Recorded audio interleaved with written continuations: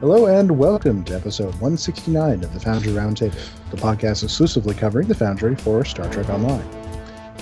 And hopefully my voice won't be any different tonight, even though I have a brand new headset that I got on Prime Day, $100 headset for $20. Figured that was pretty good. But my ears are much more muffled than usual, so my voice sounds very quiet to me. Hopefully I will just keep talking in a normal manner and not try to make it louder so it sounds louder to myself. But in any case, obviously I am your tame Foundry author, Drogyn1701, and with me is the cast of the only Marvel movie to completely fail utterly at the box office and even not be seen by anyone. Markhawkman, Greendragoon, and DuncanIdaho. Hey, aren't there Marvel movies from the 80s that only got released to VHS? Hey, we cannot fail if we did never actually try. I think that's one of those, wisdom from The Simpsons kind of things. Can't win, don't try.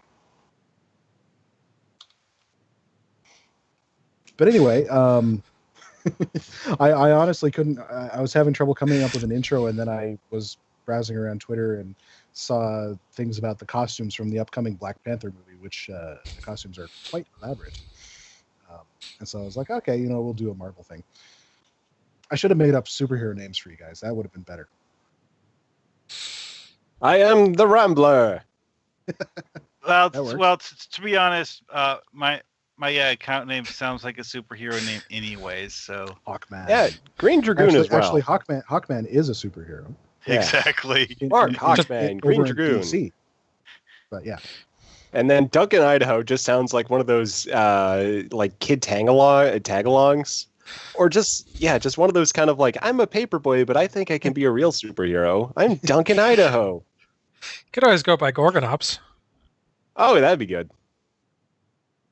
I am a large mammal-like reptile that completely dominated its local fauna. You could be a villain from the Wonder Woman sagas, because she's, of course, heavily based in Greek mythology. So, Gorgonops. It's a mammal. The Gorgon, though. The Gorgon is a Greek thing. Gorgonops is a mammal-like reptile. Oh, it's a real thing. It's a real thing. Yeah, I mean, it's real. I've got to Google this now. Yeah, it's actually pretty cool. They showcased it in Walking with Beasts. The Walking with Dinosaurs. Thing. Okay, yeah. The company I should that. But yeah, Gorgonops, large mammal-like reptile, apex predator in its landscape. So something like, it was one of the first saber-toothed predator quadrupeds. So Permian era, so before the dinosaurs, and it went extinct. That group went extinct, I believe, with the Great Permian Extinction, which wiped out 95% of all life. What you mean to say is you make crime go extinct. I do make crime go extinct. I am the Permian. And if anyone's ever seen the British TV show Primeval, it was the very first creature on that show. Gorgonops? Yeah. Oh, cool. It's a good show. You should watch it. I haven't heard of it. So. And no, I have not been paid by whatever British TV studio produced that to say that. Oh yeah, I mean we were talking about sponsorships earlier in the week over Twitter. Let's see, we've mentioned a BBC Nature documentary series. We plugged Marvel. Yeah. Eventually, we're going to get to Star Trek Online. So eventually, we'll just keep sponsoring, or we'll just keep plugging things until somebody actually comes to us and says, we'll sponsor you. RC Cola, when you can't be asked to drink one of the other two. No, Johnny, we're not going to promote Baz's book, Carver Failed Expectations, because it's Baz, and we don't want to do anything that benefits him. So anyway, back to obviously what we all are here for, which of course is the Foundry. There's a little bit of Foundry-related news, which is we have a new lockbox that's coming, and whenever we get a new lockbox, we get new ships, and new ships get added to the Foundry fairly regularly. And so, unfortunately, in this case, the character costumes associated with this lockbox seem to be only the uniforms worn by Ruafo and the other Sona, not any of the costumes worn by the Baku, Tarlak, or Elora. Yes, sadly. I was kind of hoping maybe for like a Tarlak and Elora bridge officer or something like that. Yeah. Well, keep in mind is that the lockboxes generally include one costume unless it happens to be made already for something else. Mm-hmm. I am personally hoping for the Sona face melty skin. I like, yeah, that like just alien nice options. Yeah, as alien option because we had Nakul at one point, but no, we don't have that anymore. So anyway, more alien options would indeed be appreciated. And the costume too in the Foundry, but that has to be manually added by a certain pink-haired producer. But we know she likes adding costumes for us, right? Yeah, she's the matron saint of the Foundry, so she, is what keeps us going. Yeah. It keeps Duncan in new pants. But it's quite likely though that we will get the Sona ships in the costume creator. Well, what are they calling it? A science command ship and a battle cruiser. Battle cruiser. Yeah. I've been very excited for this. I've been waiting for those ships basically since they started adding non-faction ships to the game. This is true. Because I'm a big fan of those Sona ships. So I'm going to have to come up with some kind of Sona mission. Maybe I'll recreate that mission from, the second mission in Armada? Wow, the captain's chair. Yeah. The captain's chair in this ship is basically a stool. That's a couch. It's an awesome couch. Oh no, he's talking about the Undine Bridge map. But we are on the Undine Bridge map, which is bloomtastic. Yeah. I mean, the walls are glowing. Literally. I'll make it brighter. Brighter. Brighter. Okay, so story-wise, a lot of us are wondering how they're going to do the Sona. So I just watched Insurrection on like Wednesday, and it's sort of vague on how many Sona there are, for one thing, and whether or not all of them chose to resettle on the planet. And I think Stowe is going to posit that some of them didn't, obviously. Yeah. So the question is, we do know several very important things about the scale of the Sona's abilities. One, they had adequate manufacturing capability to be someone that the Dominion was willing to trade with. Mm-hmm. They had the military hardware required to subjugate 2 solar systems. Yep. So, I mean, there had been a lot of them. What I think there might be that Insurrection didn't talk about is an actual Sona population, and the ones we saw in Insurrection were just the original founders.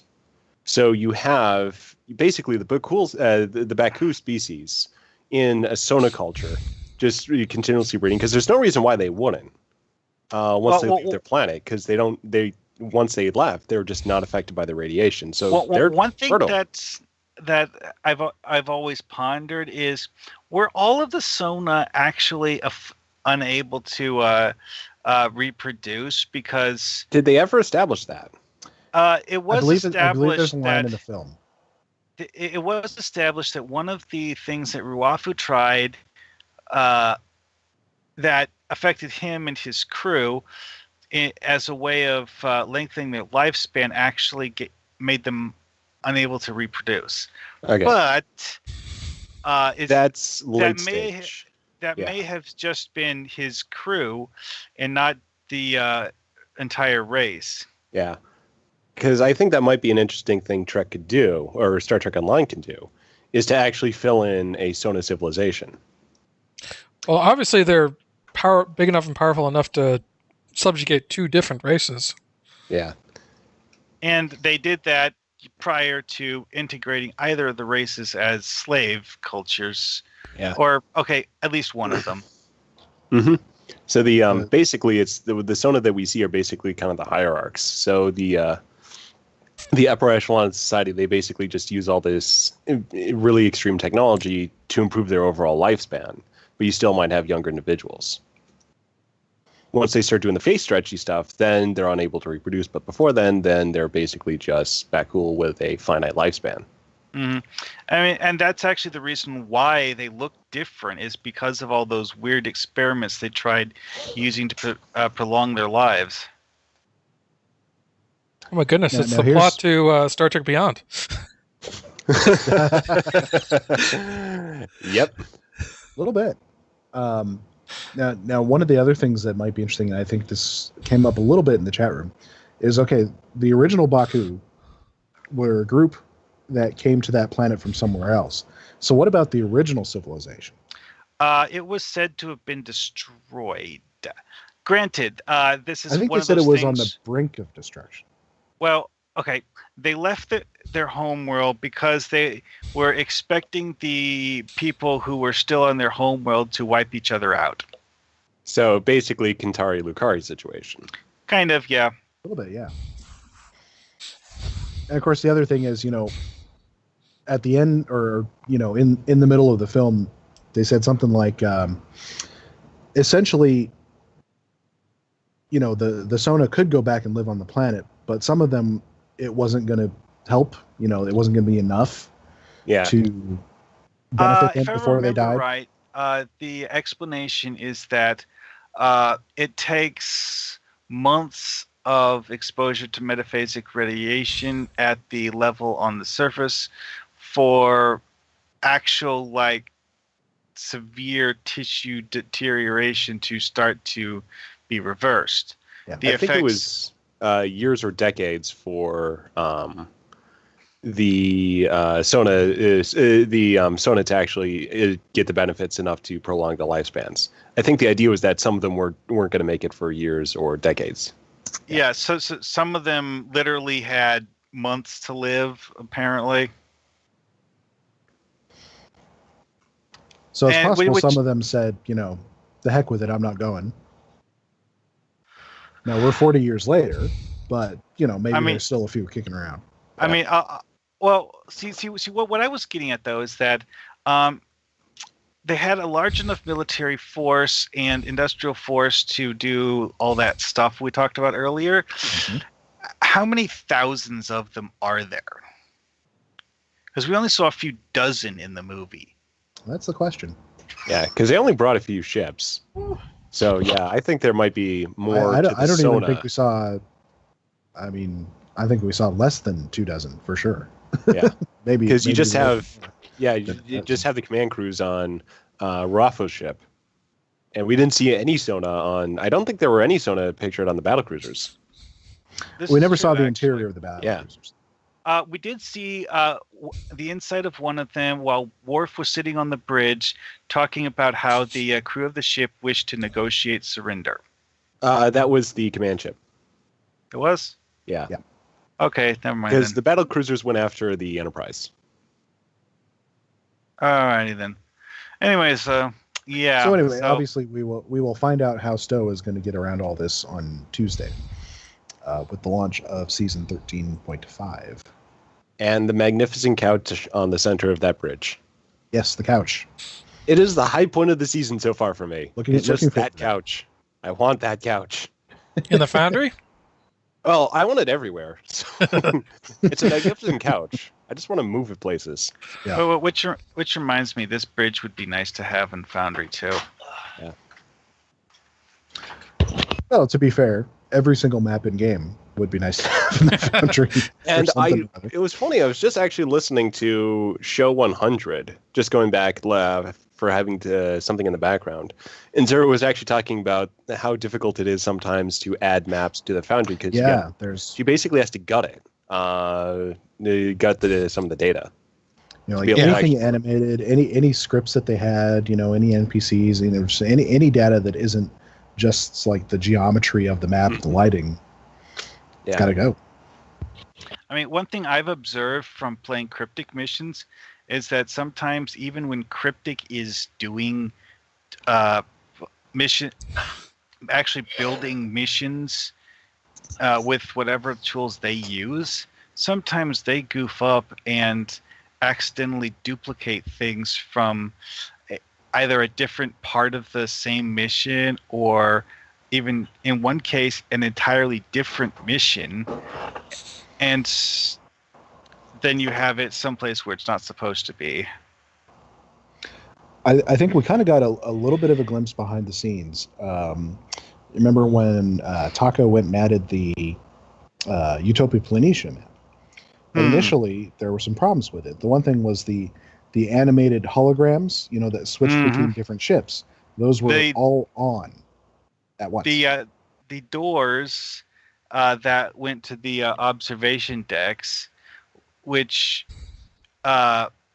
normally you would have just simply walk up to the door, interact with it, and it would go from open to closed, or vice versa. Those were permanently stuck in one position. Yeah, that automatic open-close doesn't work when you just import it to the Foundry. So, I mean, that's the kind of stuff that you have to go in and change on a map. Well, one thing I was getting at, though, is that in one of the Federation story missions where you're fighting the Gorn, at one point in the mission, you come up to a planet and you approach the planet from, I'll just call it the near side. If you fly around to the back side of the planet, an event will be triggered where you fight a boss mob that you're not supposed to encounter until later in the mission. Mm-hmm. Why? Because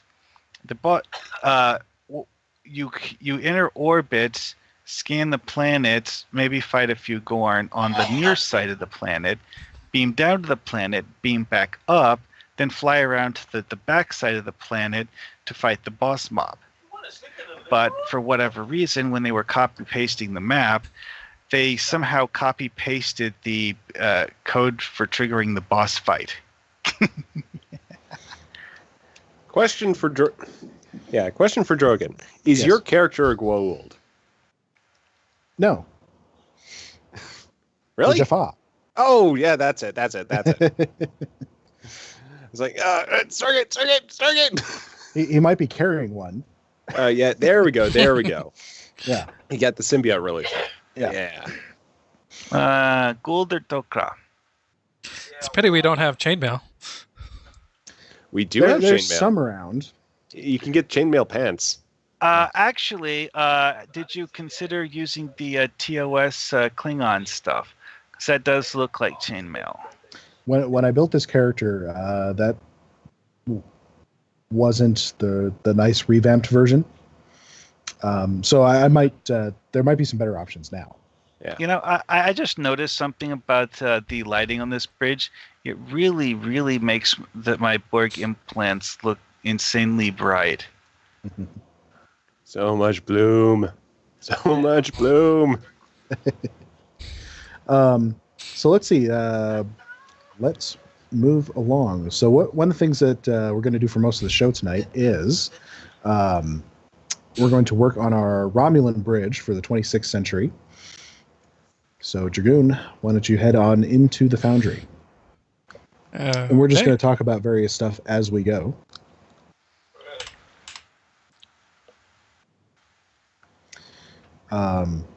So as Dragoon is going in there, why don't we talk about what we've been working on? So how about Duncan? Let's start with you.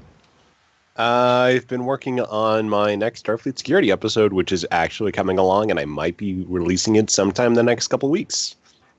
So right now, the major mission dialogue is in. There's just a few pieces left over. The big task right now is building one more custom interior, possibly two. Depending on how I handle the last transition to the obligatory let's talk about what we just learned resolution at the end of the mission. But right now, the big task is finishing up a space section and then working on an Apex-style open custom ground map, which I got a screenshot for. So this is going to be a planet players beam down to, and it's a completely open format, and they're going to be able to wander around and explore a bunch of different things before while proceeding along the main mission path.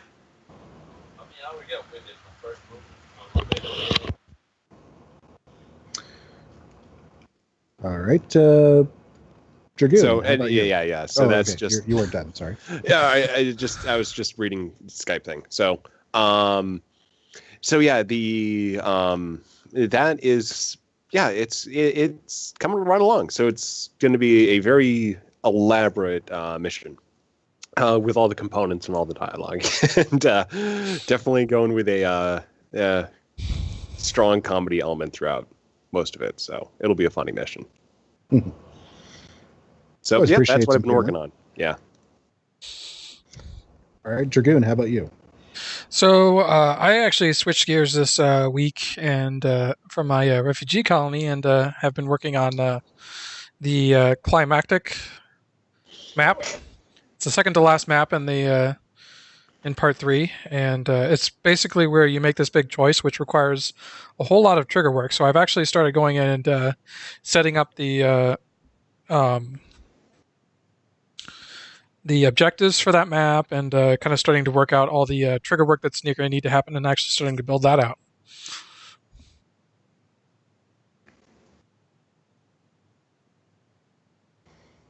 If I make it happen, it's going to be awesome. It can be kind of complicated, yeah.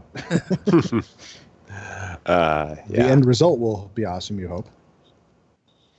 Yeah, I've got high hopes. I mean, I've plotted it out in my head. At least I did at one point, and then I wrote it down in some notes, and then I looked at it later and says, well, how was I supposed to do that? No, I think it'll be cool. I mean, usually I figure it out after a little while. Cool. So any idea of when it might be done? Is this year or next year? I'm hoping this year. 2021. All right, why don't we say right now, because I need a little pressure on this, why don't we say before the end of the year? Okay. Wow. Let's see if we can hold you that. Yeah, you guys are going to hold me to it. Okay. I'm gonna have to. Yeah. Well, it's your job to make sure I keep working on this. Yeah. You shall finish MIDAS Part 3 before I finish off Starfleet Security Season 3. Like, how many missions is that? Actually, I've been thinking about a new way of doing that, but it might be 2, and then it's just a long continuous. Like, I might make like 2 story missions that sort of go in sequence, and then just have mission numbered N, where players can basically just jump into that at any point, and just have kind of like a syndicated feel. So it probably 2 missions. So I'm finishing up one right now, but then I gotta work on a bunch of stuff. Okay, because I know how quickly you can burn through missions when you get in the mood. When I get into it, but yeah, it's been 6 months since my last brand new mission. Although I've been revamping a lot of stuff too. Oh yeah, it's also something I worked on too. Is just a lot of miscellaneous edits to various security mission. I feel like you're picking up some bad habits from me. Well, I mean, it's kind of where a few projects have been where I haven't been able to finish them off for various reasons, and then I'm having to sort of dig into side projects, and then some of those go nowhere, and then I have to just kind of jump around a little bit. So that's why I'm working on Starfleet Security again, just because it's like, I know I can finish this. I know I can just get it out, get it done, and I don't have to wait for us to, get started on 26th Century, or me to work out a full thing for how to end Epoch Part 2, or my Transcendent series, or anything like that. All right, so Dragoon has our map loaded up here. Let's see, where did we leave off? We were working on our little aquarium up here. Yeah. Yeah, and at the tail end of the last episode time, I realized that our floor was sticking through our ceiling. Yes, I just saw that. And so obviously I'll have to adjust that part of it. And the rocks are floating, of course. Yeah. Floating rocks are good. I like that. Well, they were meant to be bigger. I kind of like the floating thing. I mean, it sort of sells this as a future bridge. Well, maybe I'll keep the small rocks and then just put like one big middle rock. Oh, you mean like Flight of the Navigator, where you have the flying saucer, how it has the chair that just hovers above the floor. It doesn't move; it just hovers there. There's no obvious thing holding it up or anything. It doesn't even budge when you sit in it. It's just there. My dad still quotes that movie, and it's it's quite. I have not seen that movie in forever. Yeah. Oh man. Oh, that's a good one. I don't know if I've seen that movie actually. What's heard it? of it. 80s kid sci-fi adventure. Yeah. Maybe late 70s. I don't know. It was a Yeah. long It's time. probably 80s. I'll think tell you what I did mid-80s. watch recently though was The Last Starfighter. Mm. Hmm. I've seen that in parts on TV once. It's worth watching. Still have to Well, watch one of that the one. amusing things about Flight of the Navigator is that it's an example of an entire movie where they do a magic reset button, and this is nothing that actually happened. Foundry authors don't do that. Well, see, what it was a time paradox. Is that he goes gets in the ship, does stuff in the ship, and then he realizes that the stuff he's done, there's no way he could like explain it, so he decides to have the ship take him back in time to before he left, so that none of it ever happened, which makes no sense, because if that was what you did, then that I don't know. Or actually, wait a second. Oh no. It was right after he left. So he gets on the ship flies off, and then the ship from the future zaps in right after it flew off the first time, and then dumps him out at the same spot and only a few minutes later. So he knows what happened, basically. Yeah, I guess that's what they were going for. So I just had an idea. If you can find a small enough piece, why not put some New Romulus ruins in the area? Like they took a little chunk of it and lifted it up and built it into the ship. Yeah, you might even be There are- able to. for no reason. There's a few. Certain of the wall pieces are extremely small because Yeah. they're not a full wall. It's like broken off waist high. And you could I'm- probably sink them down into the ground a little bit to. Yeah. make What them I'm not so thinking. tall. Hold on. I got to check something. There's also a single column prop. Single column would do it. And there's also a few miscellaneous walls and stuff. What I'm actually thinking is something else. I'll get it in just a second. But there's kind of the circular piece for the ruins, which actually might be. I'm just wondering how close of a fit it is to the to that central pond, because you might be able to. Let's see. Because you might be able to just use it as a single piece of decor. So Let's see. here's the thing, because I was thinking something along the same lines.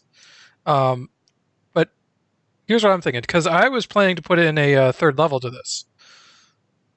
So one that, Okay. but it's just a single like bridge leading across to a small platform where the captain is.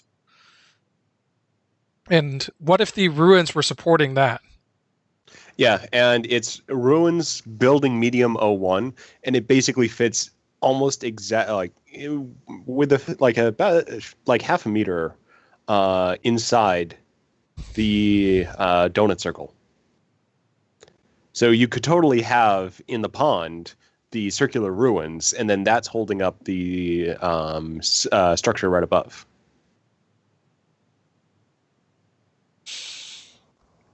Actually, I wouldn't have that part holding up structure. Just make it more like it's, I don't know, there for sentimental reasons. Yeah. Or another thing, they took a piece of home with them. Yeah, you can also sink that down so it's only like the top of that showing, so you just get a little bit of structure within that pond, too. Yeah. And then that would be the sentimental aspect. Yeah. So you And sink then it down. we can almost to the incorporate very more through the rest of it if we wanted. Yeah.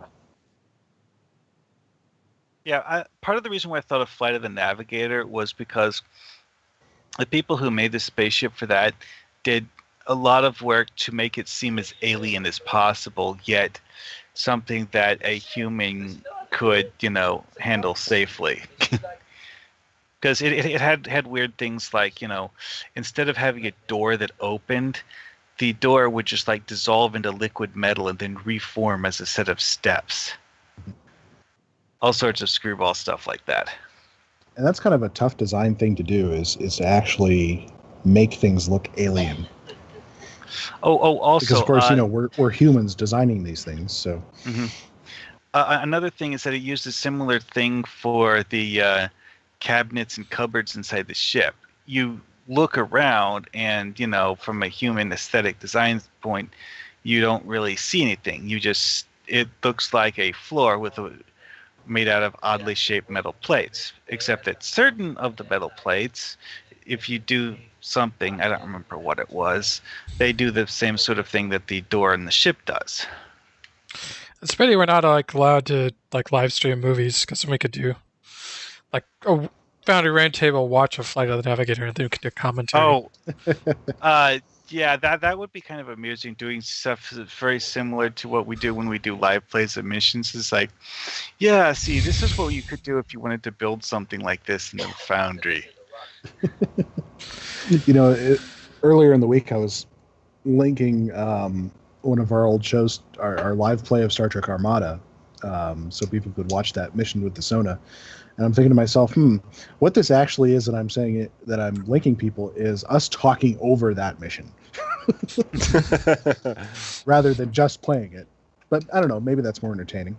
Well, one of the interesting things, though, is that, for me personally, though, is that they've kind of hinted that they were going to add the Sona to the game simply because of the fact that one of the really, really early story missions takes place inside the Briar Patch. Obviously, it's not the same part of the Briar Patch as the Baku planet, but still.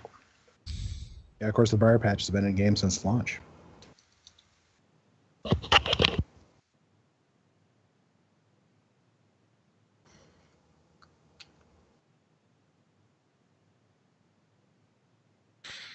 Sorry, I'm just adjusting things. Yeah. Trying to get that floor right.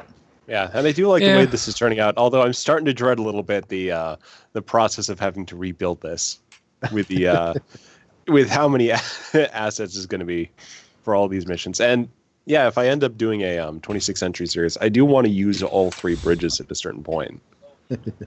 Well, if people want to join in on the 26th Century anthology, there's no reason that they have to build any of these bridges. No, but it would probably make Green Dragoon feel nice for all the work he's putting into this. He is sort of slave labor for us here. We have conquered him and turned him into a labor class. Just to go with the Sona theme. Okay, he's our Tarlac. I just noticed something.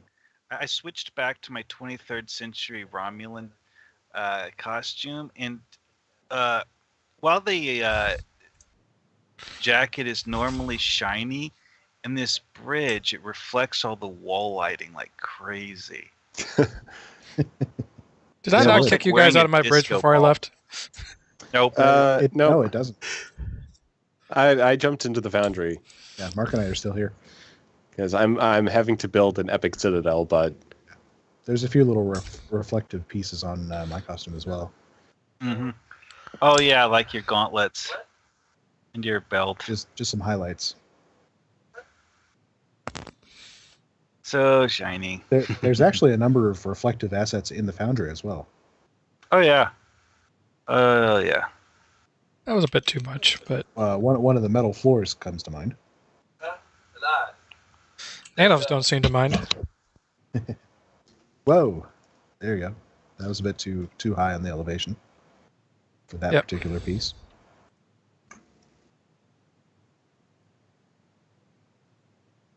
So let's see. We've been through Dragoon and Duncan. So Mark, what have you been working on lately? Two things actually. The first one is, like I mentioned, I was working on adding stuff to the Ocampan New Year mission, which, well, that's been going reasonably well. I actually did a test publish in case you guys wanted to see what I'd been working on. But, well, obviously that's a Fed mission, though, so you'd have to swap characters to look at it. The other thing was I realized that my Osa Patrol mission had gotten depublished and that I'd never actually republished it, and that the version of it that I have in the Foundry editor is not the same as the one that was last published, which is probably the reason why it didn't get automatically republished. Yeah.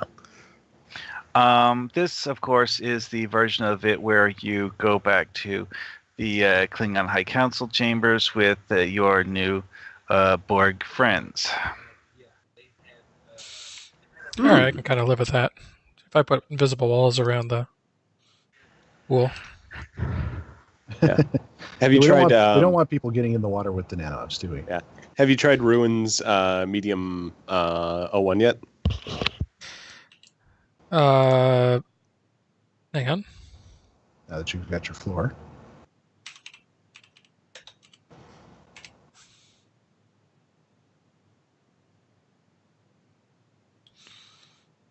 I see what you're going for there.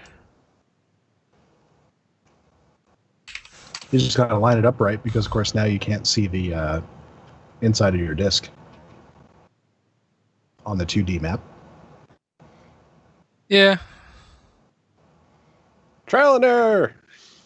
I have something of an idea where it is. Well, you might be able to center it on the center of the disk, the coordinates. Just look up the coordinates of your disk and That's a good point. put that one at the same spot. So while you're doing that, I can tell you what I've been working on, which is I've been getting down the sequence of the intro to my U.S.S. Infinity mission. I don't want it to be too long before you really get to the meat of the mission, because it's one of those where it has sort of an unrelated event that gets things started, which I always say that I hate, and yet I'm doing it anyway. So, yeah, I've used that on, let's see, one occasion where it just had nothing to do with anything. Yeah. But yeah, I mean, you can actually do some interesting things with it if you sort of take it as an opportunity for extra world building. Because then players can just sort of dig into just sort of immerse themselves, and then you can sort of play off that a little bit later on. Well, it's gonna be something that continues through the rest of the mission a little bit. So I mean, it's not going to end up being completely irrelevant. So not quite like a Simpsons intro.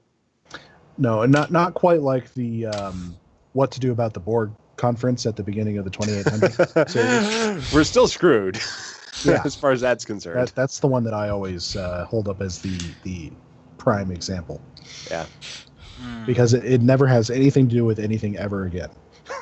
Yeah. Well, see, the interesting thing about that is that the way it's framed, it kind of sounds like it might be important, but when you think about it and what was actually said and happened, I'm not sure it was actually as important as it sounded when you first. Turns out nobody cares about the Pharaoh being assimilated. Yeah, Well, it it's could also not be one of those bad. things where Cryptic changed their plans with respect to this particular story arc. So we haven't actually had a good follow up with the Borg because other things happened between that mission being written and what we actually got later on. Oh, you mean like more missions where you're fighting the Borg and it's like not necessarily like an extension of the old STFs, but something akin to that. Yeah, kind of like a new Borg invasion season. But then Cryptic ultimately went different directions. Yeah, it's possible. It's possible that they had something that they were maybe going to get back to that or something. Because I mean, they have expressed interest in going back to the Borg and updating them, kind of like how they updated the Undine when they added the surface tension and related missions. Okay, so Dragoon, I'd say point the opening in that ruin towards the front of the bridge. Yep. Otherwise, looks real good.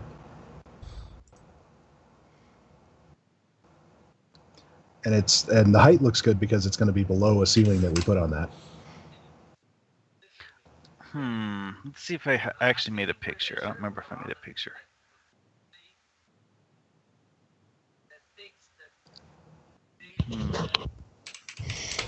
One of the things that I'm going to do is I'm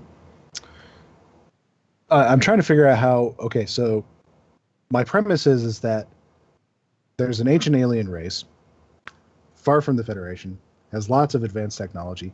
One of the things that they can do is essentially take a vessel or a group of people or something like that and whisk them away. You know, it's a huge long range transporter essentially. I mean, you know, like half a galaxy kind of range. They've all died out, and there's a primitive race living on one of their planets, and they're essentially worshiping this technology as, you know, the technology of the gods. But they don't really know what they're doing, so they're activating it without meaning to. as like part of their rituals. So that's why the Infinity disappeared. And then your ship and crew are going to follow them. So you're going to be whisked off to this area. So I've got this ground map that's going to be. So it starts off with you hunting the True Way in the same kind of area of space where the Infinity disappeared. And this is going to be modern day. It's going to be, you know, 2410. And so you're hunting the True Way. This is kind of like a splinter group from the True Way that's off in some region of space where they weren't before. And so you're sent to investigate. And you get attacked.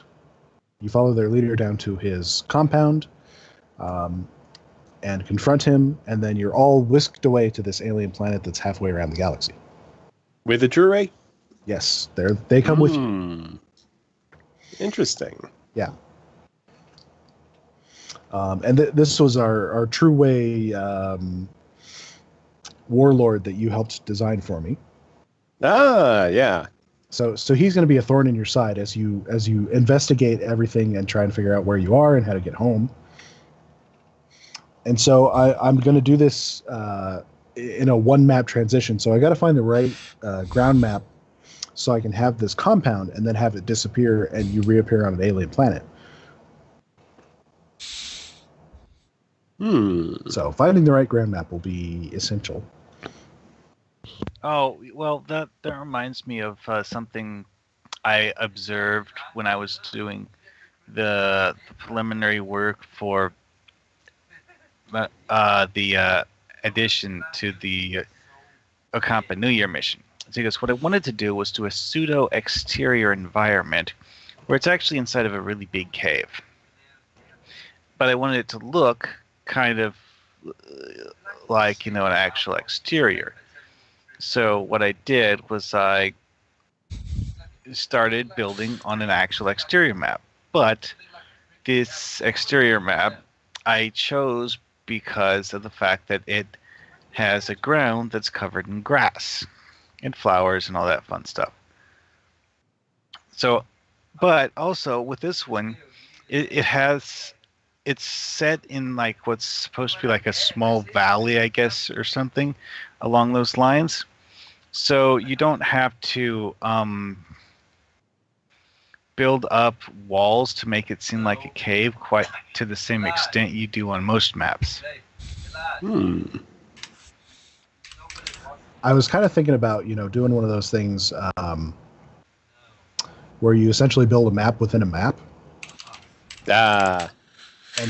So I'm going to start off with some kind of ground map that I want for the second map.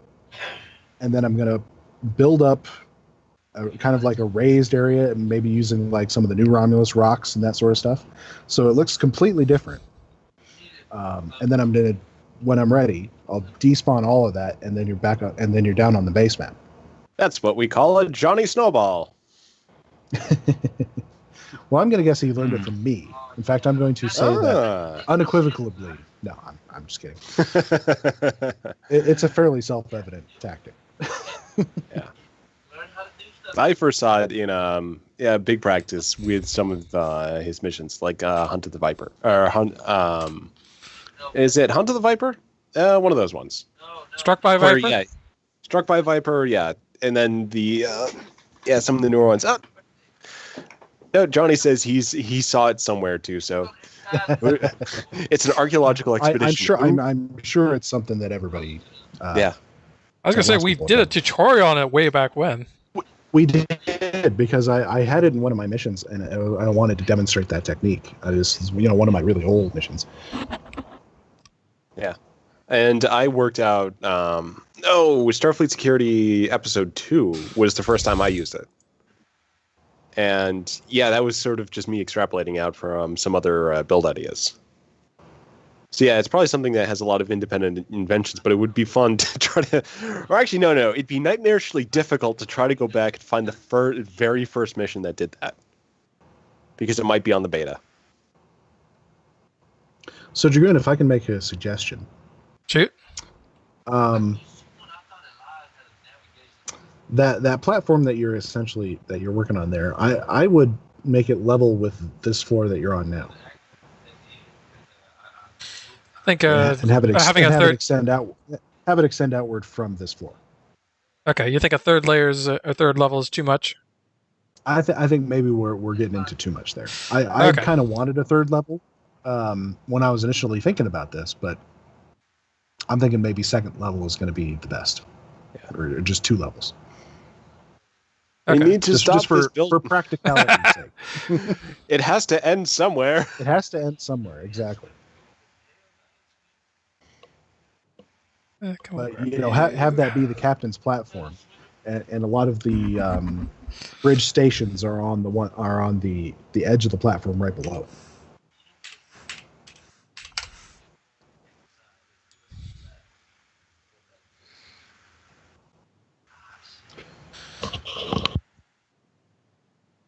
Okay, so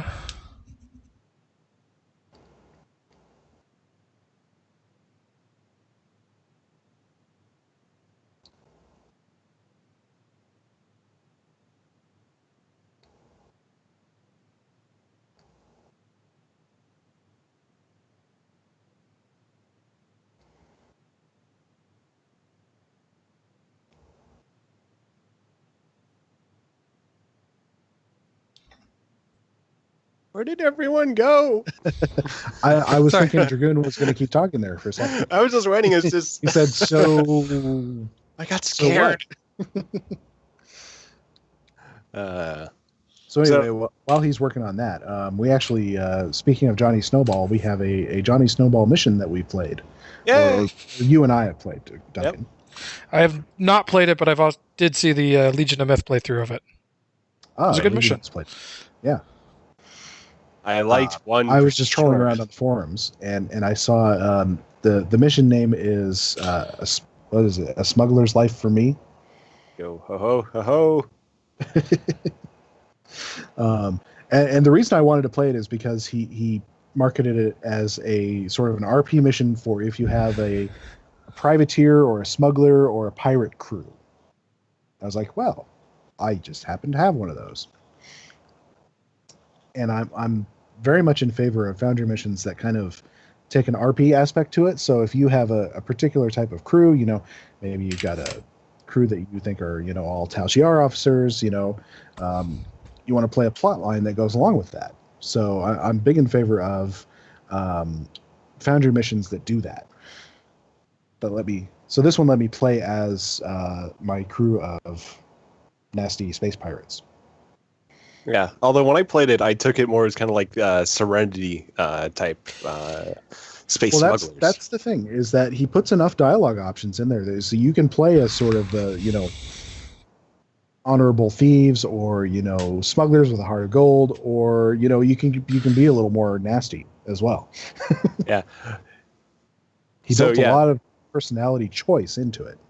And yeah, I was just really impressed by a lot of those conversation options. But yeah, it starts off where you basically are just visiting a dark and seedy port of call, and you take a moment to go into a house of ill repute, which has some pretty good scenery items, like the Drink-O-Matic, which is a good use of a. It's a Borg console prop that's been given to an NPC set on Wander. So it's moving about a dance floor with the dialogue, like, may I get you a drink or something like that? Or may I take your order? So a lot of really good, really imaginative uses of Foundry prompts, Foundry assets, characters, and other items. But you get this call from Big Cat, or Boss Cat, who offers a smuggling job. So you are given a task of going to retrieve a certain item, meet up with certain people, using a certain passphrase. Which, do you happen to remember off the top of your head? It's something about Mugatos. Did you know? Oh God, yeah, the Mugato on Kaladex hanging upside down with their hands in their armpits. Yeah, it was something quite odd. But yeah, it's just this wonderful line of comedy going throughout it, and it almost felt like as much as it was going for smugglers, it almost felt like it was smugglers set in the Hitchhiker's Guide to the Galaxy universe. I mean, just because it had, when I was doing the funny elements, just that much sort of kind of that feeling of comedy in a sci-fi setting, or Red Dwarf or something like that. So so just to take a small aside to what we're seeing on screen, because we also have on our KDF bridge the captain being sort of raised up above all the other officers. To make this a little bit different, what if we have this also be the captain's ready room? So you got maybe a command chair up at the front, and then behind it is like a desk and office stuff, or something. I was just brainstorming, or just like this lounge area for the crew, or something like that. Something to make it at least slightly functionally a little bit different than what we did with the KDF bridge. Yeah. Because, it's just the Republican this time, they're evolved, they're cultured, they're one with nature, so they were going to be living with nature as well. So maybe like back here between the pond and the platform is where the captain lounges. Yeah, the captain's lounge. I mean, it could actually just be literally lounging, and he's kind of almost like a hedonism bot. We need that captain's couch. The Sona couch. It's from the Sona bridge. Oh, yes, we need it. Oh God! I'm sure we can figure out something. And then you just put the captain of the ship always lounging on it. Yeah, I mean, we can. Yeah, definitely. There's some ways of getting a couch working. I'm sure we can find that. Yeah. I'm starting to see these 26th century Romulans as kind of like hippie Vulcans. That's probably a good way of putting it. I do like that. And maybe there's been reunification, and that's sort of the effect of it, is to really like mellow out the Romulans. Yeah, they're not quite like logical like the Vulcans are, but they're this peace and serenity and one. Very laissez-faire. I mean, you could do something go onto the bridge. They found their Zen thing, man. Yeah. You go onto the bridge, you cause something like, complete destabilization. They lose hours and hours and hours and months of work, and they're okay with it. They understand these things happen. I'm actually really starting to like how this turns out. A lot of stuff I still need to do, like on the sides, but this is actually it'll provide a good contrast to our Klingons, who are going to be sort of like overly theatrical. Yeah. This looks really, really good. And I think at least, having this as sort of a public map, it's a good intro to how to build like complex spaces for authors. So if you've never built something like this before, it's a good time to just sort of, because we'll be putting out the coordinates to this, that you can just sort of go through the process, type everything in, and then see, just in manipulating the map yourself, how this sort of all comes together. Yeah, I know you and I tend to work a little more with verticalities than a new author would. Yeah. Oh yeah, I didn't tell you what I decided to try using for a ceiling in Ocampan New Year. Since I have these relatively high stone hillsides, they're not really walls, but hillsides, I decided to put in a sloped roof. So the Riemann sunshade thing from New Romulus, I decided to attempt using that as a roof. That has always been an interesting asset, and I've never found a use for it. I found a couple. The first time I used it was on Andoria, and I built the Starfleet Academy on the lower end of hillside, and I put those over the ground map as avalanche shields. I have so far put over a dozen of them. Shields. And it's awkward because of the fact that you have two different pieces to it, which are at different heights. Yeah, and different angles too. Also, there's the fact that there's a gap between them when you're looking up or down, and that's not even accounting for the fact that they're not exactly the same height. So they're also not, like exactly next to each other either. Yeah. So Dragoon, obviously, this is something we should tell authors. Don't be put off by the fact that the new Romulus glass, or the Romulan embassy glass, or whatever that is, the 2D icon only shows half of the square. Yeah, I was just noticing that. I hadn't seen it before. Yeah. Yeah. Actually, I use that. It's kind of it's one step up from the other glass pieces, because those are totally invisible. So That's true. I've actually used that half glass to just sort of measure out, like just by rotating it around where that should be. You need it, then switch it to the glass that you want. Yeah. And you could do that with other assets too, but I like the Romulan glass because it's right there. So I just double click, scroll down, and change it. So getting back to our review, while Dragoon works here, you guys are talking about building vertically, and that's actually something that Johnny Snowball does quite a lot, and something I kind of come to expect from him. Mm-hmm. And his port, he described it to me as a hive of scum and villainy, is built quite vertically. You start off on one level and you go down to the bar, and then you come back up, and then you go down to another area where the boss cat, which I love that character, is lounging around with his crew, his gang, which I thought was a very cool little setup to that scene. And those gang members are quite intricately designed as well, and they kind of continue on. And Johnny was showing off one of those gang members, or one of the members of Scum and Villainy. And he's actually using some bugged out NPCs from an old project where he basically gets all the customization options, and I'm really jealous of that. It's from way back when. From way back when. It's a bug. I can never get those abilities. Probably dating back from when we had the costume import-export. Yeah, it's way back then. So we used to be able to get some funky combos with that.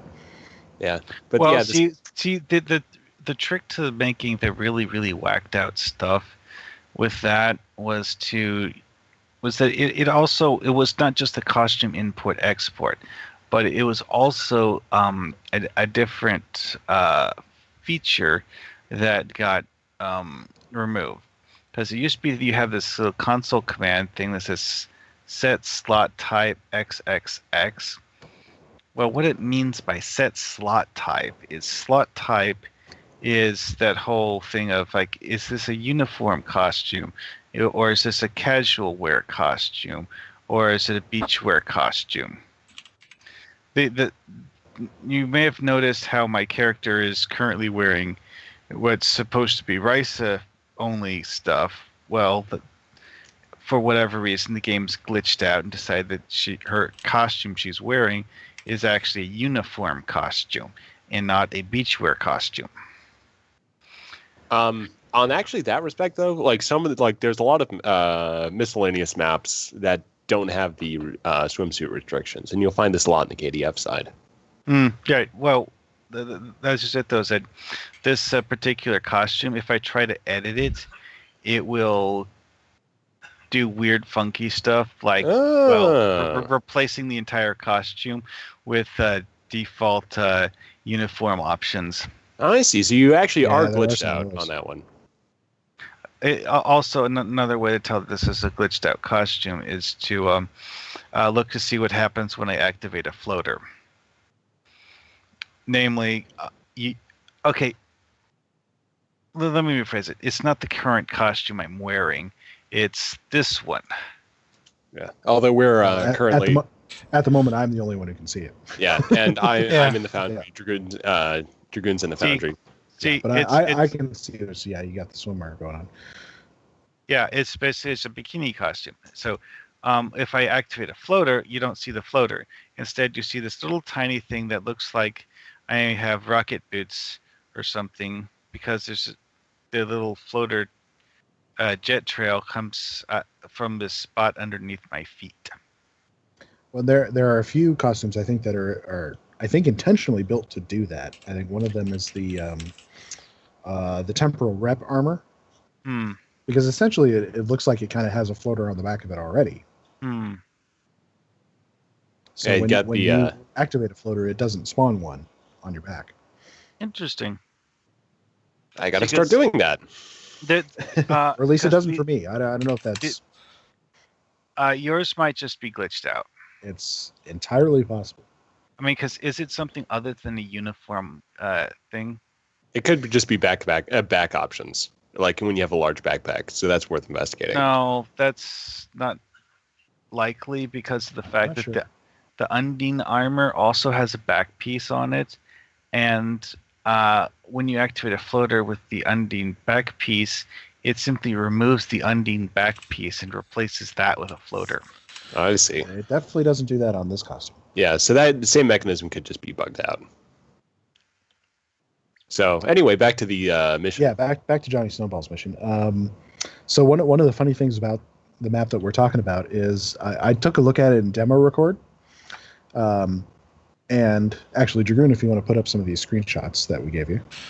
Ah, okay, hang on. Since we're talking about this mission, you can keep working in the background. In fact, you will keep working in the background. That way. That's either you're only allowed to force mind trick. You're only allowed to crack the whip on me working on part 3. But hang on a sec.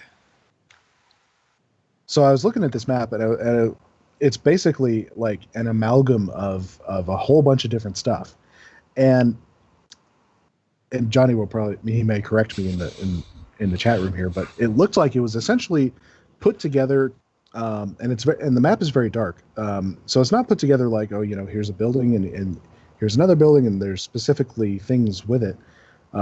It's just meant to sort of, there's stuff in the background, there's lights off in the distance, there's Tron lines going around. It's like it's sort of impressionistic. You don't need to get the specifics of this background. It's just sort of there, and it does convey that there's a lot more to this area than you can get to. Yeah, and that's a really neat trick that Johnny Snowball tends to do, is to kind of put those small elements in there. And I actually did that in my first mission. I haven't really done that since, but I've started to actually do that now in the latest build that I'm actually working on right now. That you add just enough there to give this impression that there's something in the distance, but it doesn't need to be highly detailed. It's just enough to give the impression. And that's just a really, really awesome trick that Johnny has down there. Mm-hmm. And it wouldn't work. My initial thought of this map is like, God, this is dark. I wish he would brighten it up a little. And then I was thinking about it, and it's like, I don't think that's going to work as well if the map is any brighter. Yeah. So it was just, that map in particular was just one of my, you just, especially where you beam in there. That was just a really great set piece, just to really kind of get started. Yeah, it worked very well with the beaming animation because, the camera sort of flies around you a little bit.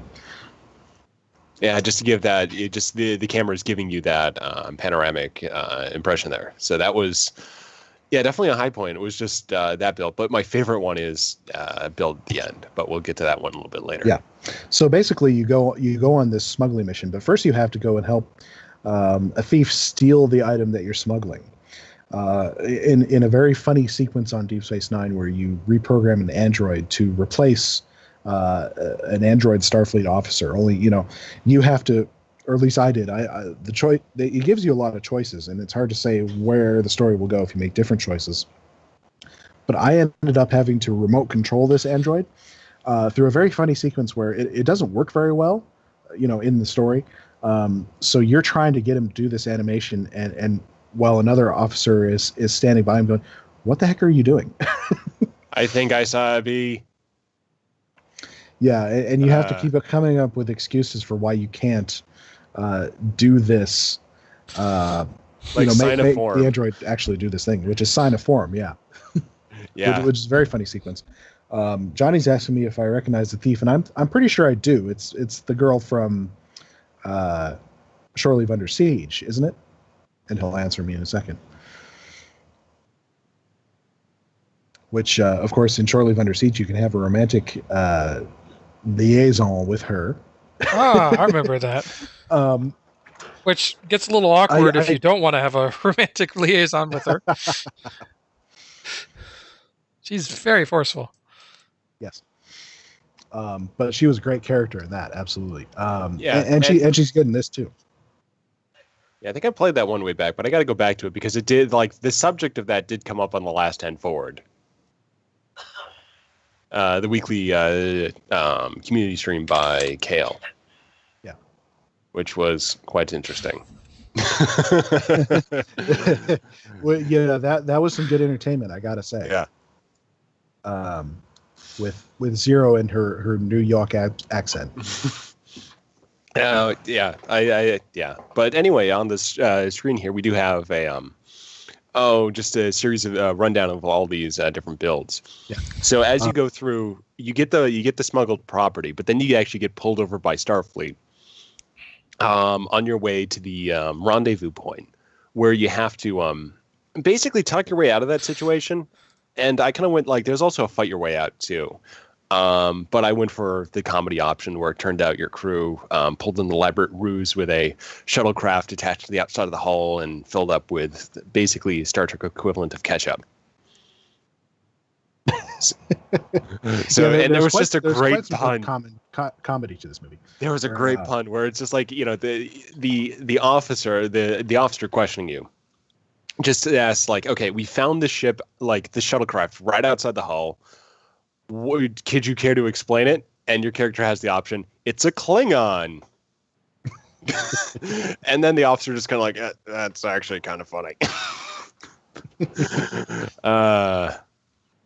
Yeah. I of course, because I was flying a crew of space pirates, I chose to fight. So I made the other choice. Or one of the other choices. There's always more than two choices, or that's what it seems like anyway. Yeah. In this mission. So what happens if you actually fight? You destroy them all. Oh. You win, basically. So yeah, that's what I picked. And so finally you get to your destination, and he's got these two very good custom maps. One of this sort of customs area.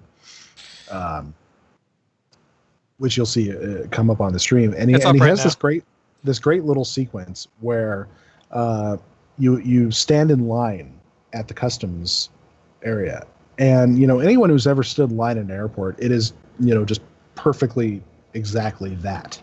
Yeah, I mean it was great. That was probably one of my favorite things an author has done in the Foundry. I think it stacks up there as ever. Yeah, I mean, it's just so funny it's that non sequitur moment of you have this captain who is now standing in line, and it actually is pulled off effectively in the Foundry using triggers. And there's comedy with the animations, and then when you finally get up there, it's quite ridiculous. Yeah, it was pretty funny.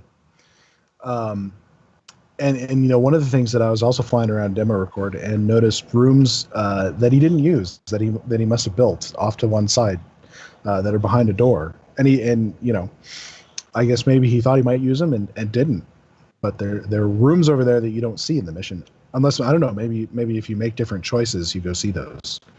Yeah. Like maybe I don't know. I think I talked my way past some of that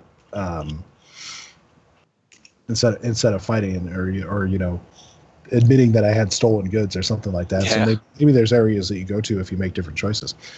Yeah, that's a possibility. Johnny Snowball. He can tell us how. He's asking me how did the fighting work. And he's asking me if I was first. Well, I'm flying a Miradorn Raider, which is a little bit of a glass cannon. So I got destroyed initially, even though I had it on normal. That's how bad I am, I guess. I'm not, a huge power player all the time. And this is a little bit of a off build. But in any case, I think he had two battleship mobs right there. But once I respawned and got everything going, the combat worked pretty well. So it wasn't too bad. Yeah. But yeah, it's one of those also few missions that does give you the option to do combat. And the way I played it out is basically a completely non-combat mission. Well, except at the end. But I mean, with that exception, it's just like, hey, I mean, it could have actually worked as a completely non-combat mission if it wasn't for that one option. I was going to say, wasn't there an option, though, to just take the That's what I did at loss? first. Oh, it didn't. So when you're at the end of the mission, you deliver the goods in the swanky pad that the boss cat has. Yeah. So you meet him there. It's like an utterly jaw-dropping build. And he says, oh, your payment, you can select one of a variety of currencies. And then it's like, okay, it's just in this other side room. And you find that it's short. And you can actually say, hey, everything works out just fine. And that's what I did. And I still get ambushed. Because they're basically like, well, why do we need you to... I'm going to try to do French Transylvanian vampire from... Why do you need to, have the payment option? So we kill you. So, then you fight them off. And it's actually different dialogue, kind of a different setup. So it's basically, I'm kind of like wondering how much branching dialogue there is, because I think there's basically like, for a few major choices, there's basically three separate like two or three or more separate paths for how to finish that mission. They're all fully fleshed out. So it's almost like there's this is many times more dialogue and content that players will actually see when they go through the playthrough. So that was really impressive. And anyway, this one with the choices I made, I don't think I ended up having to actually fight anyone. Oh, really? Mm-hmm. In that last map. It's interesting. The sort of the swanky apartment is kind of becoming a Johnny Snowball signature map. Yeah. Anytime you kind of see that style, because it's laid out with lots of squares that look very cool. Yeah. I noticed he used the preserver. Yeah, and he used preserver floor tiles as well. Yeah. So it's like, you see an apartment built like that, it's a Johnny Snowball mission. It's like, if you see an elaborate sort of kind of temple-like structure made out of foundation blocks, it's one of my missions. Yeah, except for my next mission. Oh, you're going to do this? Because I am going to try and build something like that. Yes. Yeah. I may need your help. Okay. I may need your help eventually to do it, but yeah. Yeah. It's actually... So in any case... Yeah. Yeah.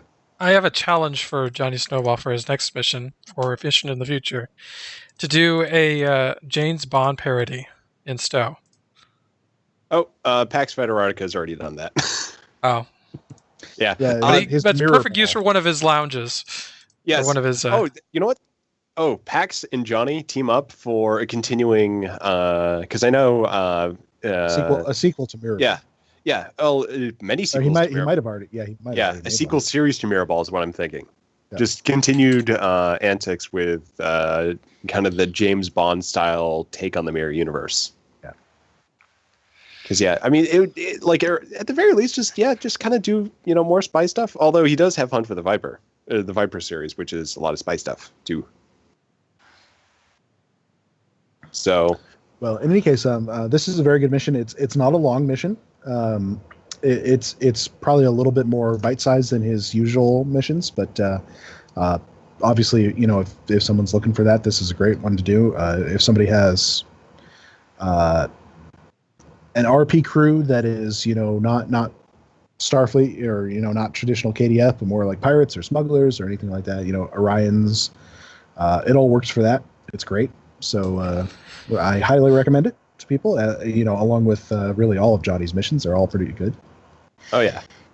Pretty good to great in that range. Oh, yeah. So, I definitely really like this one as well. Just going through it. It had one of those moments which really kind of made it for me, that it's just like you're playing through it and it just sticks in the mind. So it's just like, yep, it's one of those ones that, years on I'll remember in the Foundry, because it's like, it was just, a lot of really fun, really great content. Mm-hmm. And with to make a suggestion though, obviously, we could spend all day praising this mission, but we're reviewing it, so we offer some criticism as well. The only one I would really do is to say that I would like to get to know Boss Cat's crew a little bit more. He's obviously put a lot of thought into costumes and all that kind of stuff, and so it would be fun to make some characters out of that. Yeah, and to let us get to know them, and that could be something to do in a future mission. Yeah, and that could also be done as like more of an expanded section on that first map, where you go to the House of Ill Repute, and then you're sort of immediately talking to Boss Cat in this other area, and he's just kind of sitting in the middle of the open. Maybe you got to go through some henchmen first. Yeah, like you sort of, he has an office instead, where you sort of go to the front desk, talk to some people, and then you talk to Boss Cat. Because it like, for me, it was funny just seeing the Crime Lord. It's kind of like a trading area. Well, I kind of like them all sort of just lounging there, like, oh yeah, we own this place. Yeah, it's kind of like a New York style mob. Like, it's kind of like a street mob. And that's kind of the feeling of that one. Like they're sitting on the stoop on a row of townhouses in New York, like, and we own this. Mm-hmm. Yeah, so that was fun. So it's just one of those things where it's just like it's fun, but there's the trade-off where you can have a sort of a more, like, you could also do some more elaboration at that point. So it's almost kind of like you can kind of go for two different vibes at the same point in the story. But anyway, though, it was just like, it's still, definitely really sort of great feel, great atmosphere, great feeling to it with the overall plot. Yeah.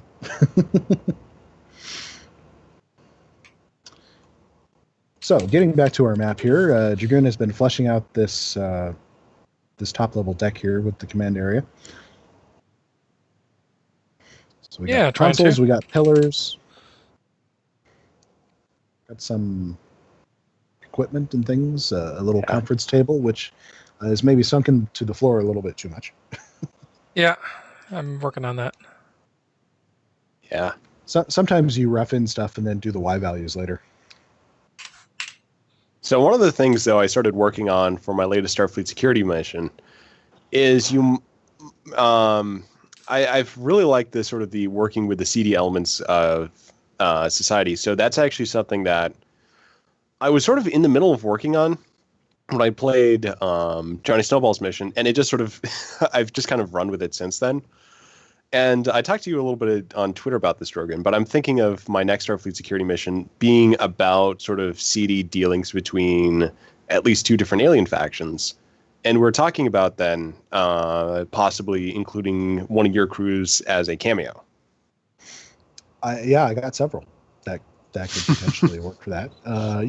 People who are not, on the up and up. Yeah. But it's kind of funny where it's like I'm almost at the point where I could actually make that a Smuggler RP mission as well with like a set of dialogue choices. Like, I probably won't be able to go as far as Johnny Snowball did, especially with some of the branching options. But it's just sort of like, it just hit me that we could actually just start including that. So you have Fed, Rom, Smuggler for my traditional 3. Or some kind of civilian options, that sort of thing. Non-faction. Yeah, I was just thinking on this one in particular, just because it would be that skeezy dealing too. Yeah. And it would just offer some interesting choices for how you approach various problems that come up through the mission. So, yeah, in general, though, it's sort of like, I think Johnny's kind of found a good niche for new types of Foundry missions, because we've got a bunch that really kind of cater to the Mirror universe and TOS, and we're going to be working on 26th Century, but if authors are looking for something to do in the meantime, a Smuggler mission would, yeah, I mean, Johnny's, basically done the proof of concept. It totally works. And you know me, I got a million characters, and a lot of them have sort of themes to them. So, like, I have a crew full of every Delta Quadrant alien I can find. And, the main captain using the alien gen is as close to a Malon as I can get. Flying the Malon ship. So, someone could make a mission that is, from the perspective of the Delta Quadrant races. Yeah, that too. So there's just, with the Foundry, there's so many possibilities, and all it really takes is just, someone just saying, hey, I want to build this, and you can demonstrate that something is possible that hasn't been built yet. Yeah. Let me see. Let me take a quick look through my list of characters here, see if there's some others that people could make RP missions for, because, I'm sure I'm not the only one who does some of this stuff. Like, okay, so I've got a character that flies Breen ships. And obviously we don't have the Breen costume, but I went ahead and used the 8472 counter command and kind of turned it brownish, and I'm like, okay, they're Breen. Yeah. All right.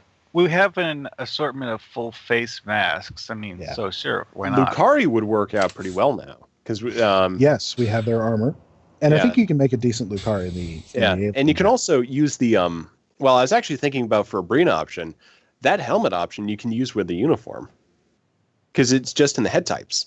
So you don't need to use a separate Lucari armor category.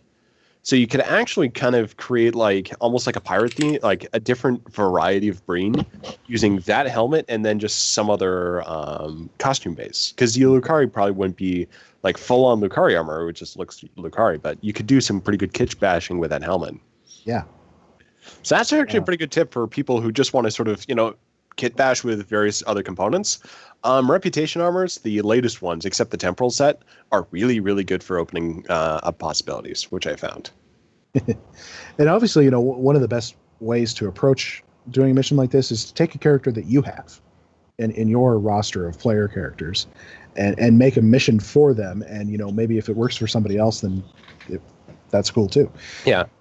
Or they can just, I have a character who's a Xindi. I've got him in the alien gen. I've got the Xindi primate costume, and they're flying the Xindi ships. I can make a mission for them and put it out there for anyone else who has, an RP Xindi crew to, fly this mission. Yeah, and you just want to make sure that you include it in the description, because someone who just types in Xindi into the search bar would be able to find that. Yes. And, might be utterly confused otherwise. Yeah, obviously you got to put a lot of warnings before and everything. And Johnny did a good job of that, of making a disclaimer of, this mission is written from this perspective, bring along a crew that does this. And... Yeah, I just brought along my standard KDF crew, because actually what I've done with that one is that I've actually made that an IBI crew. Doing a plot line that I've kind of thought about doing, backed off from, and I'm going to be, maybe incorporating in 26th Century, where the IBI join the Klingon Empire. So it's basically a few IBI officers are basically given command of a, at the start, the standard, crap warbird, and just kind of work their way up. But anyway, just kind of like that mixed perspective, I thought worked well for the smuggling one too, where I actually didn't really have to do much for character tweaking. But you just think about what your standard character would go through when playing a mission like that, and there you go. You got the writing background for a RP mission. I was at one point thinking about doing, because when they put out the Hirogen chips and the Hirogen armor, and you can make a half decent Hirogen in the character creator. I actually I was going to do this whole big series about why are there Hirogen running around the Alpha and Beta quadrants. It'd be interesting, because I actually would explain all the player characters made up as Hirogen. Because I just saw, I was just in the Dyson Ground Battle Zone today, and there was a Hirogen player that I was kind of teamed up with. Mm-hmm. So I mean, there are Well, people out there. with that. It's actually been one of those that there's lists and websites out there that have guides on how to make some of the canon races.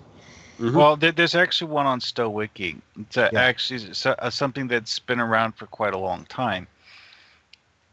I mean, I believe that's think, the one I used. yeah, I mean, because it's been around for, well, it's been there since I started looking at the wiki, so it's 5-6 years. Oh yeah. Yeah. Although some of the Alien Taylor parts that it's using are going to be from that era. Well, see, one thing to remember though is that the actual like alien face pieces and stuff, they don't really necessarily look much different now than the old ones did. Yeah. Because like the hairstyles, yeah, those. They've added stuff. They haven't Yeah. really taken anything out. Mhm. Well, what I'm getting at though is that the hairstyles, so the launch hairstyles, a lot of them are less detailed than the newer ones, Mm. but That's true. they don't have the same sort of like texture issues that some of the ships had, where the texture is just kind of like low poly or whatever and doesn't really look all that great. But that was because the ship textures weren't really meant to be like zoomed in on and studied with microscopic detail, because ships realistically you can zoom in on ships a lot more than you can on player characters. Yeah. But also the player character like face pieces, like say Vorta ears and stuff like that, those just don't seem to have that issue to the same extent, because I mean, yeah, it looks different, but there's not a whole lot of different that you can have, because it's just, what's the word for it? It doesn't have issues with like a low poly or low resolution skin like you would for other things, due to the way that the face pieces are built in the engine. Yeah, they're originally designed to actually stand up to a little bit more scrutiny. So here's another thing that you could do, an interesting RP mission for Ferengi captains. Ah, And that's a good one. not Ferengi Starfleet, but Ferengi. Ferengi. You know. Yeah. And that's Because actually, obviously we have access to Ferengi ships in the race, of course, and I have my Ferengi made up basically to look like costumes from the A Team. I call them I call them the F Team. yeah. That works. So yeah, I don't have them made up as Starfleet officers. So I mean, you could do a mission that's basically all four Ferengi captains. And we do have Ferenginar, and there's only one mission right there right now. It'd be good to get some other ones. There's been several other things I've heard people toss around as ideas in similar veins, like the idea of doing like Imperial Romulan stuff. Oh yeah. Like, Well, you because remember a there's lot always of been people those happy. that segment of the population who is unhappy with the fact that you have the Romulan Republic. They wanted to be part of Sila's whatever group. Yeah. Even though but so you can have Foundry missions where you play as someone who is an agent of the Imperial Romulan state. Mm-hmm. And that was an argument that I was making back in the day when the Romulan Republic was first announced, because people were talking about that, and I was like, well, Mm-hmm. if you want an alternate storyline, we have a tool for that. Yep. I kind of wish that, and obviously we have to, we and Cryptic have to worry about exploits and all of that, but I sort of wish that there was a way to level effectively using the Foundry, because you could make an alternate storyline. Yeah. And an alternate leveling path for captains who wanted to RP as, say, the Romulan Empire. You could have a little thing where you play the storyline up to level 11 when you can start doing Foundry missions, and then you start this alternate storyline in the Foundry where, say, your character betrays everybody decides to go back to the Empire, and then you go on from there. It'd be an interesting, new type of spotlight if they ever developed a category way of categorizing them, where it's just like, hey, we've got a spotlighted alternate series for something, where it'd be like a multi-author anthology that's been added like Purity.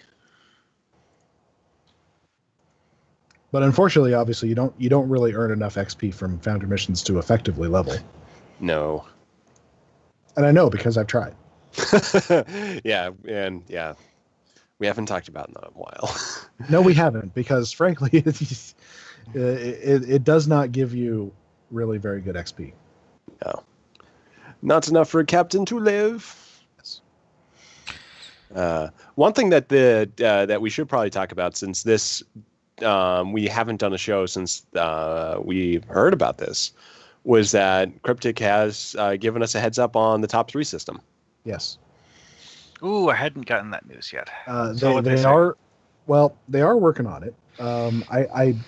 I gather that Maria did not know about it until we started talking to them about it on Twitter just a few days ago, really. Because we noticed from triple testing that the Foundry is going to be in the Endeavor system. So, the rotating goals and things you can play to get extra rewards. One of those possibilities that's going to come up is to play Foundry missions. And frankly, I thought that, we really need that top 3 system fixed because of that, because that's, going to make it really easy for people to find missions to play when that goal comes up. It's actually one thing you can really see in game, though, because of the fact that, obviously there's the fact that the top 3 system doesn't pop up when you go to the thing, but things that are missions that used to be part of the top 3 system suddenly stop getting plays. Yeah. Oh yeah, we've known about it for a while. It has crippled the visibility that we were getting used to. Yes. For a lot of our missions. And honestly, I think that having that is a very good thing, simply because of the fact that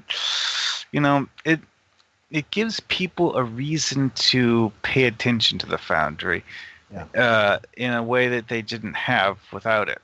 Yeah, it puts them right in front of their eyes. Getting some neat lighting from those science consoles on the walls there.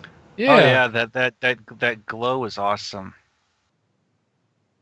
Yeah. So in any case, we do know that they are going to be looking into the top 3. It was, its removal was not intentional; it was a bug, and they're looking into it. Hey. So hopefully that will be up as soon as it can be. By the way, has anyone discussed with her that map transfer bug? Yeah, it came up. We talked to her about the what we talked to her about was the teaming bug. Oh, that's which may or may not be something similar. It's hard to say. Given that the map transfer, the fact that you can't transfer maps in preview mode, I don't know. It's not quite as high on my list, just because we can work around it to some extent. Oh, also, I recently encountered a weird variation of that bug that was popping up with assets not changing states properly in the Foundry. When you do the Rise of Floater course in preview mode, it actually doesn't display the little glowing green ribbon the way it normally would. You see it at the start, but as you move along the course, it just totally disappears. Dragoon, am I right in thinking that you updated the comprehensive bug list? I did, or at least I started on it. And in fact, Duncan, something I wanted your help with was we need to come up with some repo steps for that trigger bug because it's a little hard and to nail down. I'm still trying to get that, and I mean, I really am struggling right now to actually find a consistent set of triggers that gets it going. Because, I mean, it's just basically all I can really say is that with relatively high frequency, it happens when you've got a set of objectives.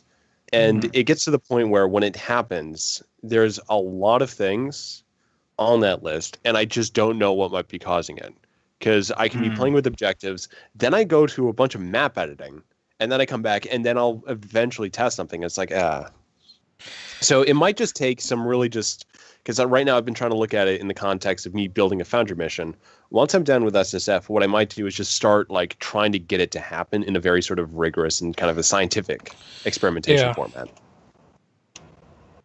Because until we can nail down what is causing that, it's going to be really hard for them to. Yeah, because they're going to have to do. They're basically going to have to do the exact same thing. So I can definitely spend some time doing experimentation on that because I do have some experience in training in that. I think it has something to do with deleting objects that have triggers. Possibly, that's something to look into. So obviously, if there are any devs that are listening to this right now, what we're talking about was actually quite a while ago, in 2013, Dragoon created a master Foundry bug list in the bug report section of the Foundry forum, or the Foundry section of the main forum, and it was sticky. So it's up there. It's at the top of that list in that forum. So check it out. I'm sure Dragoon will keep trying to keep it update. Yep. Yeah. And I'll be reporting there with the results of my experimentation. Yeah, and if I can find some time, I might try to run some experiments myself. Yeah.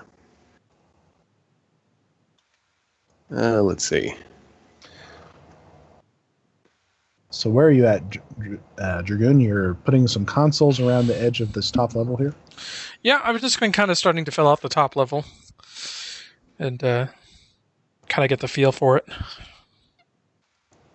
I've been kind of going back to the science consoles because they kind of feel like futuristic Romulan consoles to me. Yeah, definitely. I mean, they got the green, they've got the holographic elements, so I think it was a really good fit. Mm-hmm. Yep. Because as we all know that Romulans just adore green for some reason. It's the color of their own blood. So I guess that's why Starfleet likes red so much. No, Starfleet also likes blue, though. Well, actually, no, that's a combination. It's the Andorians plus humans. Human blood. Well, remember, Andorian blood is blue. Yeah. Is it? Yeah. Mm-hmm. So it's Starfleet's blue and red thing is it's the union of so world. What Klingon colors should be is pink. Yes. Futurama was correct. Because I loved how they completely abandoned that in TNG and beyond. Well, I mean, you remember what color the Klingon uniforms were in TAS? They had some pinky, didn't they? Mm-hmm. Yeah. The people who did the coloring for that actually did a good job of taking something that it actually looked about the same color as the Klingon blood you saw in the movie. But also there's the fact that the way they did it, it didn't look goofy. It actually looked like, like an actual like military uniform, just with a rather alien choice of color. Yeah. Well, I'd argue that TIS had a very vibrant color palette to begin with, so... Yeah, the triples were pink too. Mm-hmm.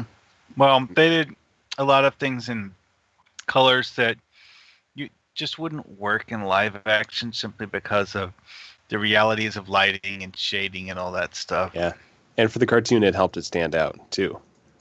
Mm. Of course, if you look at TNG, it's also very bright and very lots of There's lots of tan. Intense colors. Yeah, I say lots of tan in TNG. Lots of tan. Yeah. Lots of tan. Yeah, and I do like that. And you notice like all the subsequent series started getting darker and darker. Darker, not, yeah. And then not TNG. story tone. It's just actual. Yeah.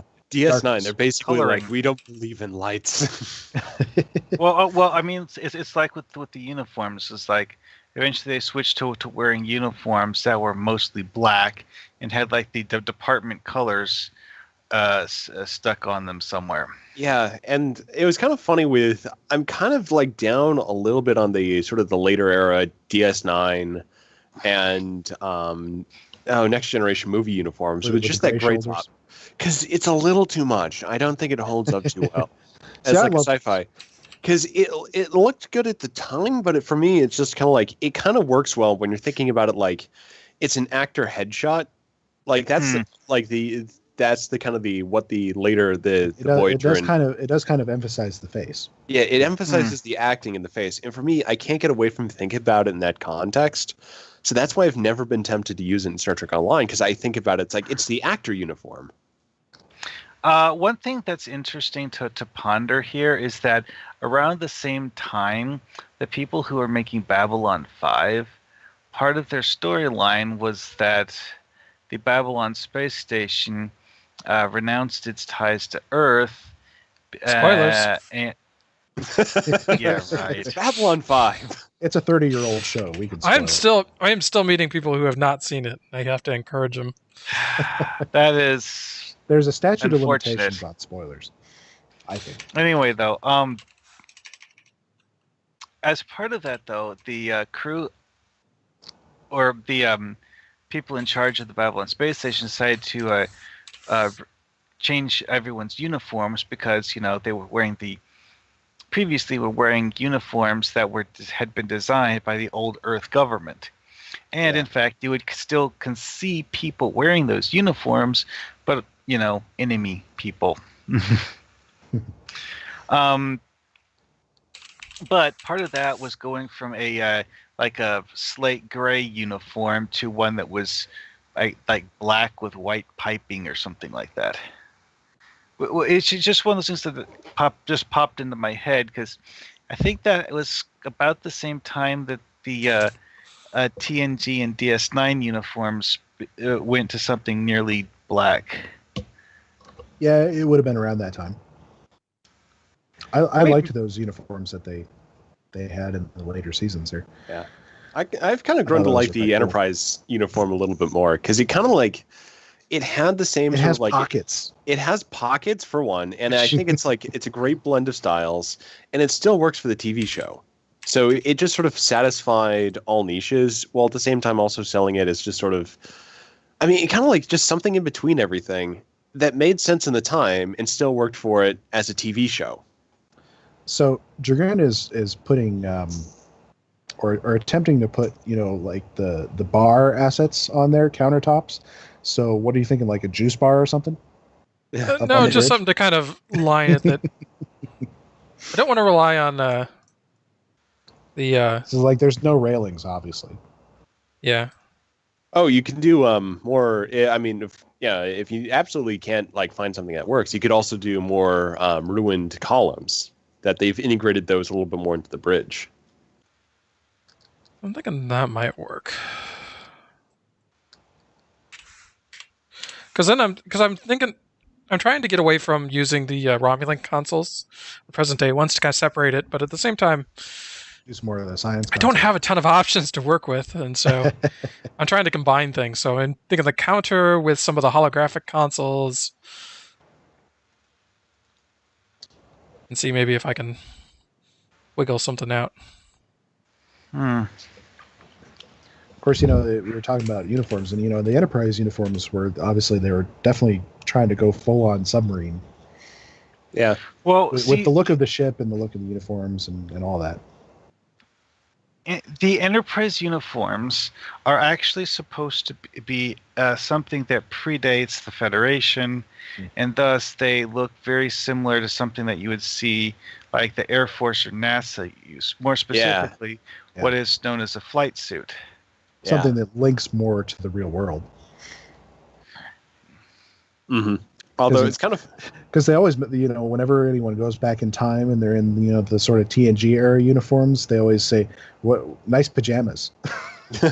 yeah, everyone's got their space jammies. But yeah, more of a functional flight suit. Yeah, which I thought was a very cool way to go. Yeah, and I do like the two that they use. It makes a lot of sense. I mean, it almost makes more sense than the uniforms they wear after that. And then they've got the side patch on the arm in that same style, rather than doing just sort of like trying to like jump the gun and already. It's just like it's like a military badge. Yeah. So or like one exactly what it is. Wear. Yeah, and I like the fact that they didn't try to do something like that, but already sort of going to the Starfleet, the insignia in the patch insignia in original series, the chevron. Actually, now that I think about it, it's maybe a little military isn't the right word, but maybe more like present day astronauts. Yeah, that's it. I mean, well, that's just it though. Is that astronauts are actually members of the military, just working for NASA. They do hold rank. Yes, this is true. Obviously, that's where it all comes from. And well, although interestingly, the same sort of sense of style. Yes. Although interestingly, what was it? Neil Armstrong had resigned his commission before he landed on the moon. I think he was technically a civilian. I don't know. I don't remember. I'd have to look that up again. Yeah. The best moon landing story I've heard recently is just he actually had to fill out a travel form, and they made it public recently. And it's like, where are you going? I'm going to the moon. Oh, that's a good read. I mean, that's something that's definitely worth googling. Is the I think it might have been Buzz Aldrin's, but that they put out there. But yeah, those travel forums, just because it's just like, they got to keep going with it. I mean, and they just had like almost a sense of fun. Oh, you remember how I've on many occasions mentioned that there are certain aspects of like characters and clothing that you can't properly recolor. Well, one thing I've noticed during this Risa event is that the liberated Borg skin that's like pale and pasty and stuff. When you look at the bottom of the character's feet, like the actual like bare feet, their feet look kind of dirty. Kind of weird. I mean, I noticed because when I'm flying around with the floater, you actually see the bottom of the character's feet a lot. I'm not actually sure if it's like supposed to be like a shadow effect or something, but yeah. Anyway, so we are about out of time. So Dragoon, if you want to do one last, which you're already doing, one last preview here, so we can see where you're at. Because Green Dragoon has to get on to another obligation tonight. That's right. He's going to be appearing on the help me out with the name. Legion of Myth. Legion of Myth. Whoa. What do you think? Console here might be a little much. It's maybe a little tight. You maybe need to get rid of that middle console or something. Yeah. Because it's a little tight in there. That's okay. I can get rid of it. But yeah, I think that's definitely some cool looking stuff there. I'm liking the consoles and the way they would. Yeah, the countertop. I like that how that's working. I'm noticing that the counters don't have ends. You can always find some asset to put there to block it off. But in any case, obviously we will continue to pick this up and continue to work on our 26th century stuff. Okay. In future shows. Yep. So, Dragoon, if you want to put up our contact information. Yes, we can be reached by email at foundryroundtable@live.com. We are also on Twitter at Foundry Roundtab. Drogyn can be reached at Drogyn1701. Duncan can be reached at Gorgonops_SSF. Mark can be reached at Markhawkman. And I, of course, can be reached at Green Dragoon. And yes, those really are our superhero names. Yes. But for now, we will say goodnight. Good night. Good night.